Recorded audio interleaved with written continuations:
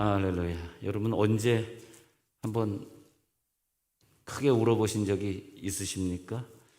예. 우리는 그 인생을 살다가 보면 이렇게 울어야 할 때가 많이 있는 것 같아요. 뭐 외로워서 운 적도 있었고, 또 사업에 부도가 나가지고 집을 쫓겨날 때 운 적도 있으셨을 것이고, 또 뭐 강아지가 죽어서 강아지를 화장하면서 운 적도 있었을 것이고, 사랑하는 사람과 헤어질 때 한없이 운 적도 있었을 것이고, 저는 나를 위해 늘 기도해 주시던 기도원에서 늘 기도하시는 할머니가 돌아가신 시간이 제가 군대에 있을 때였는데, 갑자기 그 군대에서 전보가 오곤 하거든요. 전령이란 그 사병이 전보를 갖다 주는데, 전보는 이렇게 10글자라든지 이렇게 글자 제한수가 있어요. 그렇게 이제 간단하게 그냥 할머니 사망 이렇게 간단하게 왔습니다. 그때 그냥 어디 이렇게 행군하다가 제가 어디 헛간에 들어가 가지고 한없이 울었던 추억이 지금 있습니다.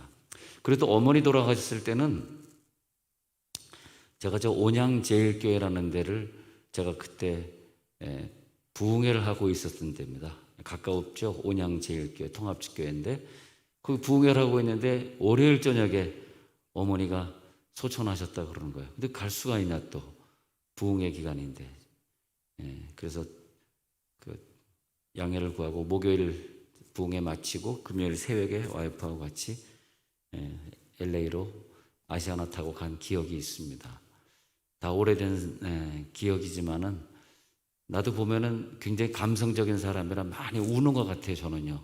요즘은 또 교인들이 아파서 많이 울고, 또 아프가니스탄에 워낙 아프가니스탄은 선교사를 받아들이지 않았기 때문에 그 나라는 선교사라는 직업을 가진 사람은 없습니다. 근데 이제 다른 NGO라든지 다른 업종에 일하던 분들이 이제 다 빠져나왔지만, 근데 이제 한두 명씩 거기 남아서 그 지하교회를 인도하는 그런 이름 모를 분들이 한두 분 있겠죠. 근데 그분들 생각해 보니까 또 많이 눈물이 나더라고요. 또 아프간에 있는 여성들, 아이들을 생각해 보니까 그런 눈물이 나곤 했습니다. 여러분들은 언제 그렇게 그 눈물을 흘리시는지, 오늘 그 바울의 눈물을 보니까 19절에도 보면 겸손과 눈물이며, 이 눈물이 어떻게 나는 눈물이었을까? 할머니 돌아가셨을 때 흘린 눈물일까? 아니면 친구랑 헤어졌을 때? 아니면 내 가정이 너무 힘들어서, 또 내 식구가 아파서 흘린 눈물이었을까? 또 31절에도 내려가서 보면요, 쉬지 않고 눈물로 각 사람을 훈계하던 것을 기억하라. 아니, 무슨 눈물로 각 사람을 훈계를 했을까?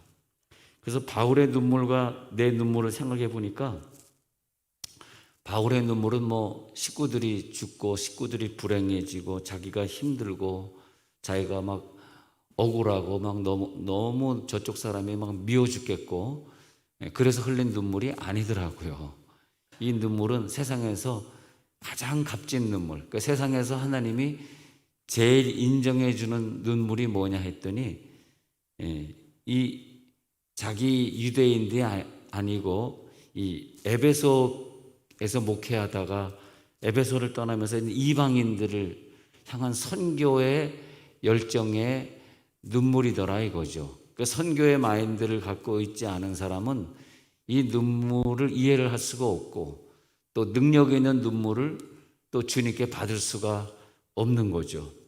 그래서 이 눈물을 생각하면서 이 구절 읽어보니까, 에베소 지도자들을 청한 다음에 17절에서요, 그 다음에 18절에서 오매 그들에게 말하되 아시아에 들어온 첫날부터 지금까지 내가 항상 여러분 가운데서 어떻게 행하였는지를 여러분도 아는 바니.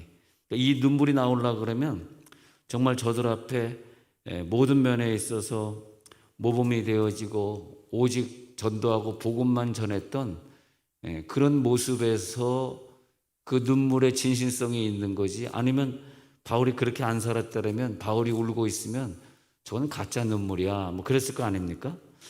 19절에 보니까 모든 겸손과 눈물이며, 겸손과 눈물이며 유대인의 관계로 말미암아 그 선교하는데 유대인들이 계속 바울을 잡아 죽이려고 했을 거 아닙니까? 거짓말로 막 그러고, 그럴 때 당한 시험을 참고 주를 섬긴 것과, 우리들이 그 자녀들에게 눈물을 보여준다 그럴 때 어떤 눈물을 보여줄까? 그런데 우리 그 자녀를 사랑해가지고 자녀에게 보인 눈물이 있지 않습니까? 근데 그 눈물의 의미를 자녀들이 평생 기억을 합니다.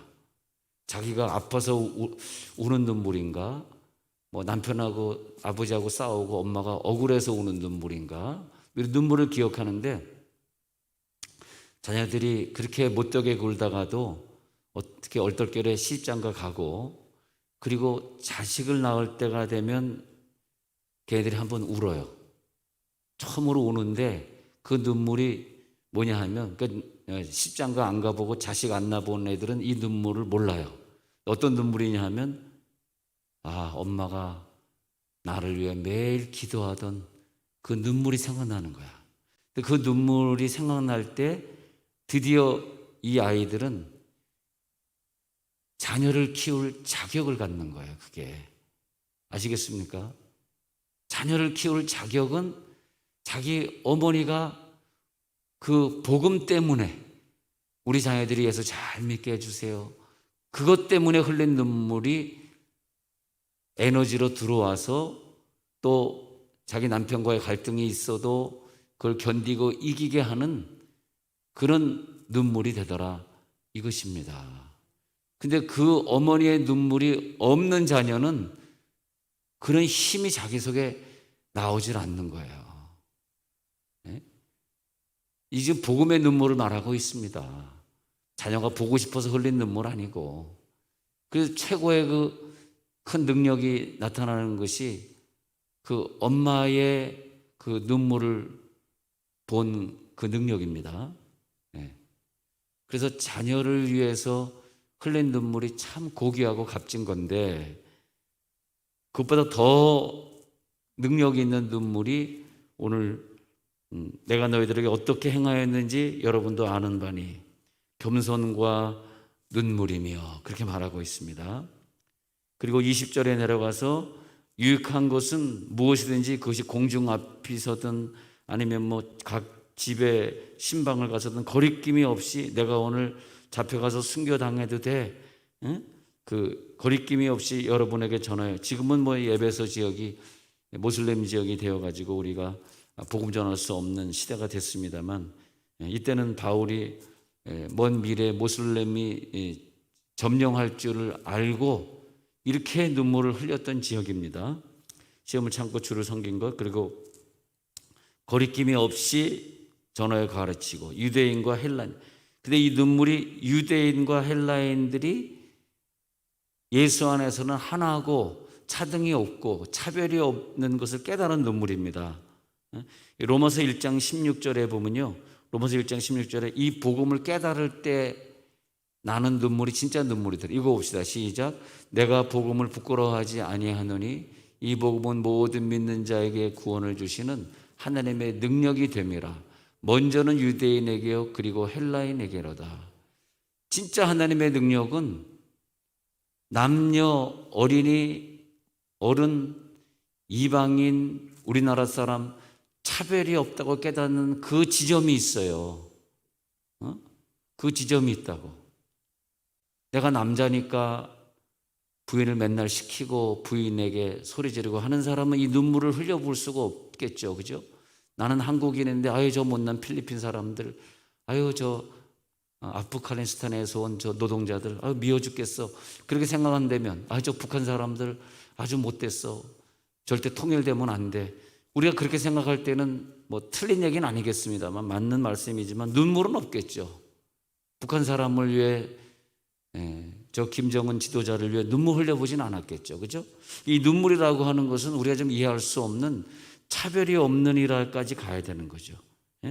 그리고 이 로마서 1장 16절에서 모든 믿는 자에게 구원을 주시는 하나님의 능력이 됨이라. 먼저는 유대인에게요, 그렇지만 이 모든 헬라인, 이방인에게 또 그렇게 될 것이다. 이렇게 말하는 거죠. 예?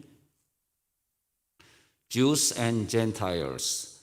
이 유대인과 저 Gentiles, 이방인들에게 그대로 똑같이 임하는 하나님의 능력이다. 그러니 저들을 생각하니까 눈물이 나는 거죠. 예, 눈물이 나는 거예요. 예. 저는 뭐 여당도 아니고 야당도 솔직히 아닙니다만은 통일이 돼야 되는데 점점 더 통일이 멀어지고, 요즘 통일 얘기하면 무슨 완전 매국노 되지 않습니까? 그게 참 안타까운 것 같아요. 네, 죄송합니다. 하여튼 북한 사람이든 일본 사람이든 뭐 저 필리핀 사람이든 저 이방 사람들은 다 그리스도 안에서 하나이니라. 그래서 로마서 3장 22절에 바울이 이 흘린 눈물의 의미가 여기 있어요. 그래서 바울은 이런 걸 깨닫게 되는 거예요. 시작. 곧 예수 그리스도를 믿음으로 말미암아 모든 믿는 자에게 미치는 하나님의 의인이 차별이 없느니라. 차별이 없다고 생각할 때 그 영혼을 생각하면 눈물이 나잖아요.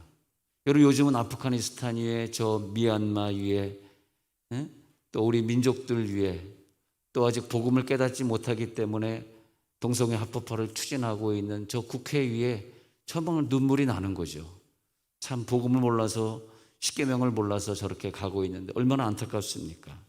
미움이 아니고요. 미움이 아니고 적대감이 아니고요. 미움과 적대감은 우리나라에게 유익 안 되고 애국자가 될 수 없습니다. 사랑의 눈물이죠. 사랑의 눈물. 그러면서 유대인과 헬라인과 차별이 없이 우리는 하나인이라 했던 것처럼 하나가 되고자 하는 눈물이에요. 에베소 사람과 유대인과 하나인데 하나가 되고자 하는 눈물 아닙니까? 그래서 로마서 3장 29절 30절에 읽어보면 말이죠. 하나님은 다만 유대인의 하나님이시냐, 또한 이방인의 하나님은 아니시냐, 진실로 이방인의 하나님도 되시느니라. 할례자도 믿음으로 말미암아, 또한 무할례자도 믿음으로 말미암아 의롭다 하실 하나님은 한 분이시느라. 이렇게 깨닫게 된 거죠. 예. 그래서 로마서 10장 12절에 계속 이 로마서에서 깨닫는 게 뭐냐, 로마서 10장 12절에서는 유대인이나 헬라인이나 차별이 없음이라. 한 분이신 주께서 모든 사람의 주가 되신다. 유대인이나 헬라인이나 차별이 없다. 예. 이 차별이 없는 사람이 그 이방인들을 바라볼 때 흘리는 눈물이죠. 할렐루야. 그 적군이고 우리를 늘 괴롭혔던 에베소 사람들, 절대 우리 민족이 아니거든요. 근데 그들을 위해 뭐 이렇게 눈물을 흘릴까? 야, 이게 가능한 것인가 말이에요. 예? 근데 에베소서에 다시 넘어가 가지고 에베소서를 쓸 때 에베소 1장 8절에 내려가서 보면 지혜와 청명 우리에게 넘치게 하시잖아요. 9절에 내려가서 보면 시작. 그 뜻의 비밀을 우리에게 알리신 것이요 그의 기뻐하심을 따라 그리스도 안에서 때가 찬 경륜을 위하여 예정하신 것이니. 10절에 내려가서 보니까요, 하늘에 있는 것이나 땅에 있는 것이 다 그리스도 안에서 통일되게 하려 하심이라. 이 통일, 남북 통일을 생각한 거야. 아무도 그때 유대인들은 이방인과 우리는 같이 통일될 수 없다고 생각할 때 바울은 유일하게 통일을 생각한 거야. 그러니까 눈물이 나는 거죠. 통일을 생각하면 막 눈물이 나는 거예요. 네. 그래서 이제는 에베소 2장 18절에도 가서 보면 이제 너희와 우리는 에베소 2장 18절을 근거해서 보면 둘이 아니야. 성령 안에서 아버지께 같이 나아감을 얻어야 돼. 그런 거죠. 같이 나아감을 얻어야 되는, 우리는 둘이 아니야, 하나야. 그렇게 말하는 거죠. 우리가 어떤 물질을 기대하고 성공하기를 기대하잖아요. 근데 물질을 얻기를 원하고 성공하기를 기대할 때 우선돼야 되는 것이 있어요. 물질이라 성공은 내가 아무리 노력해도 갑자기 아프면 안 되는 것이고, 갑자기 교통사고가 나서 누우면 안 되는 것이고, 죽으면 안 되는 것이고, 아무리 성공하려고 해도 하나님이 내 건강을 보장해 줘야지, 내게 좋은 사람들 붙여지고 내가 회사에서 인정받아야지, 많은 변수가 있습니다. 그런데 하나님이 그 바닷속에 감추어진 그 성공과 이 세상의 물질이 나에게 들어오게 된단 말이에요. 이사야 60장 3절에서 5절 보면은 쭉 내려가서 이사야 60장 5절에 내려가서 보면 말이에요. 5절에 그렇게 말하고 있어요. 시작. 그때 내가 보고 기쁜 빛을 내며 내 마음이 놀라고 또 화창하리니 이는 바다의 부가 내게로 돌아오며 이방 나라들의 재물이 내게로 옴이라. 이방 나라 사람들이 열심히 수고했던 모든 것들이 왜 한국에로 재물이 몰려올까? 왜 우리 가정에 이렇게 재물이 막 들어올까? 할렐루야. 근데 그것이 왜 오냐 했더니 4절에 보니까 이 선교적인 마인드가 눈이 뜬 거예요, 이 사람이. 이사야 60장 4절에 읽어봅시다. 시작. 내 눈을 들어 사방을 보라. 무리가 다 모여 내게로 오느니라. 네 아들들은 먼 곳에서 오겠고 네 딸들은 안기어 올 것이라. 그러니까 우리들이 눈을 들어서 사방을 볼 때 많은 무리가 누굴까요? 그것이 이방인들 무리. 그 불쌍한 이방인들의 무리가 다 모여 내게로 오느니라. 그리고 저 먼 곳에서 네가 제자 훈련했던, 네가 선교 헌금 보냈던, 네가 뭐 한 달에 3만 원 든다 그래서 그 미얀마 사람을 한 달에 쌀값을 보내줬던 그 자녀들을 말하는 거예요. 너가 장학금을 보냈던 그 불쌍한 캄보디아 애들, 그 아들들이 다 네 품 안으로 들어올 때 걔네들이 그냥 오는 것이 아니라, 그 원주민들 그분들이 그냥 오는 것이 아니라 뭘 갖고 오냐면 이방의 재물과 너와 함께 온다는 거야. 이걸 깨달은 다음에 우리가 부유하게 살고 넉넉하게 사는 비결을 금방 알게 되는 거죠. 할렐루야. 그게 깨달아지는 거예요. 그래서 요즘 왜 눈물이 나냐면, 하나님 나에게 이렇게 늘 여유 있는 삶을 주셨는데 저 이슬람권을 위해 내가 얼마나 헌금했죠. 저 아프가니스탄은 결국은 미국 대통령 바이든의 책임이 아니고 예수를 먼저 믿게 해가지고 우리들에게 많은 축복을 주셨는데, 사상 유례 없는 물질을 우리가 쓰고 다니고 있는데, 대한민국 사람처럼 마음대로 비행기 타고 여행 다닐 수 있는 사람이 있을까요? 네? 여러분 미국 친구 있으면 한번 물어보세요. 너 몇 나라나 여행 다녀봤어? 너 일본에 가봤어? 물어보세요. 없습니다.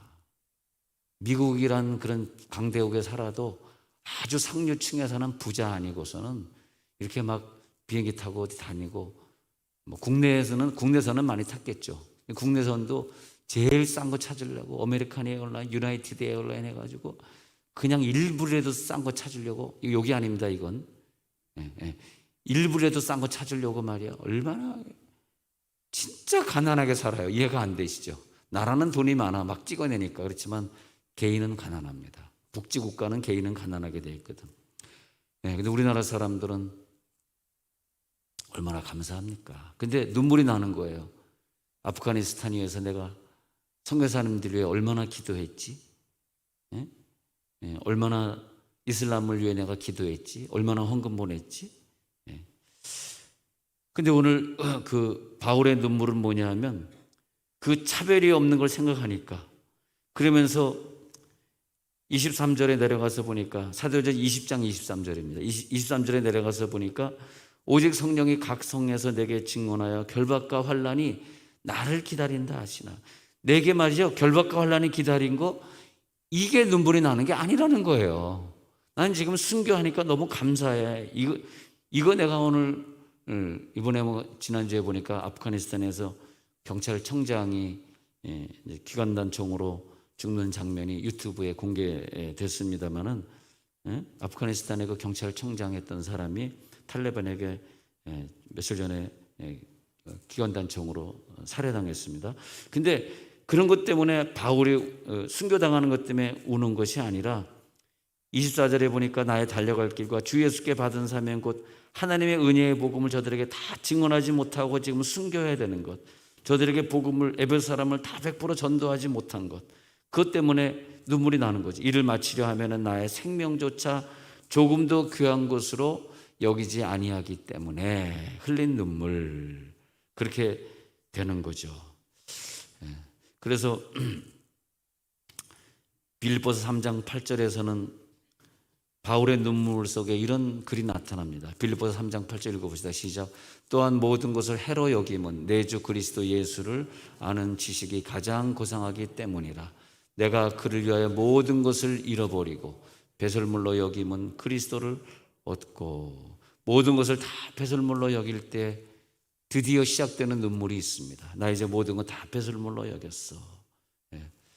그 눈물이 이제는 생각해 보면, 정리해 보면, 바울이 왜 울었을까? 억울했을까? 죽음이 두려웠을까? 바울은 가정이 없었으니까 외로웠을까? 근데 주님이 내게 주신 사명이 너무너무 감사해서 흘린 눈물이더라고요. 육체의 법과 성령의 법이 늘 자기 안에 싸운다고 고백했던 바울은 내 육체를, 이 영이 이기고 거룩한 선교 사역의 도구로 쓰임받았다는 것이 너무 감사했던 눈물.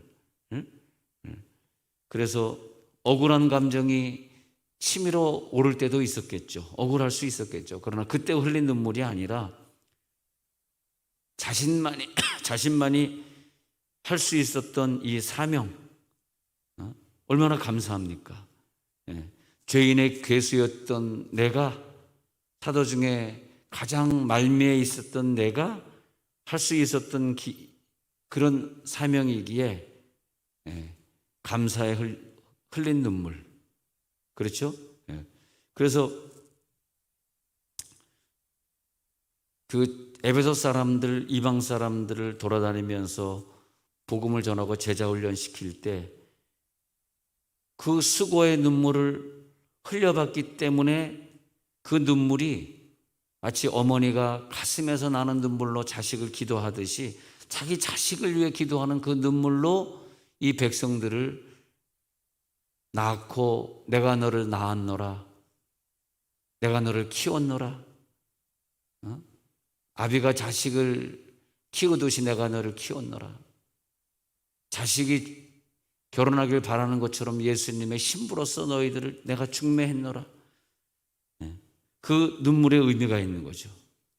그래서 오늘 그 22절에도 가서 보면 보라 이제 나는 성령에 매여 예루살렘으로 가는데, 이 매여라는 단어 있잖아요. 22절에 성령에 매여 예루살렘, 이 매여의 눈물이 나는 거예요. 그러니까 매여의 원어를 보면은 몸을 완전히 착고에 든든히 채우다. 그러니까 성령에 꽁꽁 묶여서 세상에 좌우될 수 있는 내 머리, 내 손, 내 발, 내 마음대로 움직일 수 있고 내 모든 내 육체의 것을 다 이용해서 세상을 즐길 수도 있고 세상의 것 가질 수도 있고 세상의 것 먹을 수도 있고, 그건 매여가 안 되는 거예요. 매이지 않은 사람이에요. 바울은 매였어요. 내 손도 내 발도 다 하나님 앞에 매였어요. 한 번도 그의 손과 발과 머리를 세상 가치를 추구하는데 더 많이 먹고 더 많이 가지고 하는데 써본 적이 없어요. 내 머리는 그리스도의 머리고 내 자아는 내 속에 계신 예수님의 자아고, 만약에 내 머리, 내 자아, 내 손이 세상적으로 자꾸 사용되면 결국은 공중권세 잡은 자의 사탄의 놀이개가 돼가지고 사탄이가 내 머리, 내 생각, 내 말, 내 손과 발을 다 이용해 먹는 거예요.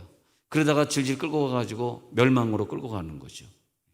근데 24절에 보면은 주 예수께 받은 사명, 곧 하나님의 은혜의 복음을 증언하는 일을 마치려 하기까지 자기의 생명조차 메어버렸다 이거예요. 내 생명이 굉장히 귀한 거 아닙니까? 생명조차 메어버렸다. 저는 그 아프가니스탄 사람들 요즘 그 기독교인을 색출해내고 잡아 죽이는 그런 것을 생각해 보면서 뭐 그런 것들이 지금 동영상으로 나오진 않았습니다.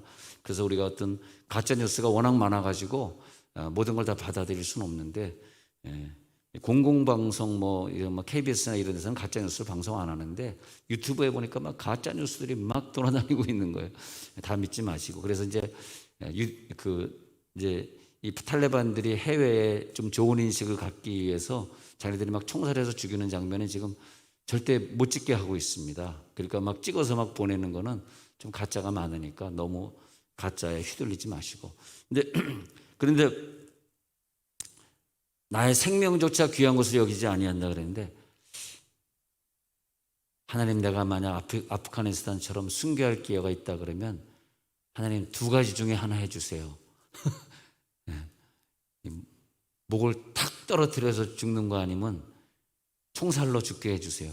막 딴 걸로 막 때리고 막 매질하고 죽으면 그건 진짜 못할 것 같아. 나 예수 안 믿어 막 그럴 것 같아. 너무 아파가지고 그럴 것 같아. 근데 그냥 경찰청장 죽듯이 그냥 기관단체적으로 막 그냥 죽어버리니까 뭐 눈 가리고 있다가 보니까 갑자기 갔으니까 그렇게 순교하는 거는 좀 덜 아픈 것 같은데. 근데 바울은 이제 참수라 그래가지고 칼로 목베임을 당했는데, 바울은 굉장히 그 순간에 로마 감옥에서 힘들었을 것 같아요. 근데 바울은 여기서 말하기 24절에서 주 예수께 받은 사명과 하나님의 은혜의 복음을 증언하는 일을 마치려면은 나의 생명조차 조금도 귀한 것으로 여기지 아니한다. 예수님, 왜 예수님은 그렇게 비참하게 죽으셨습니까?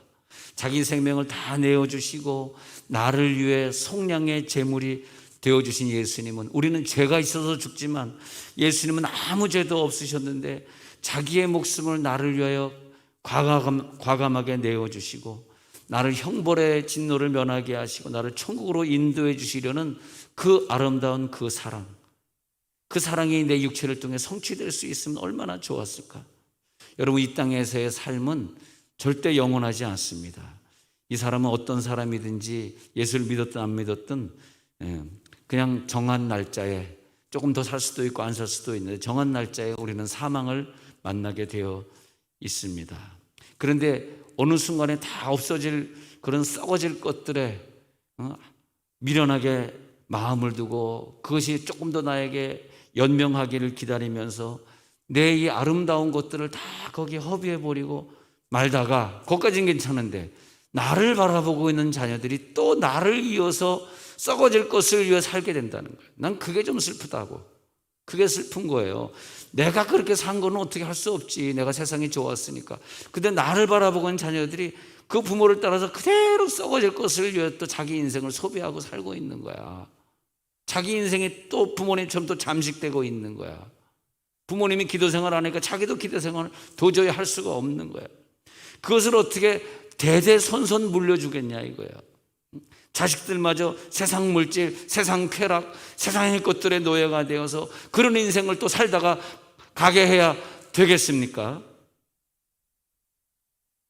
내가 예배 안 나오는 거로 끝나는 게 아니잖아요. 자식들이 따라할 텐데 우리에게 주신 이 소중한 이 생명을 이 땅에서 썩어 없어지는 무가치한 것과 바꾸고 또 살겠습니까? 네. 오늘 우리는 바울의 눈물을 이해합니다. 저는 오늘 기도하면서 여러분들이 눈물 한 방울 흘려보길 기대합니다.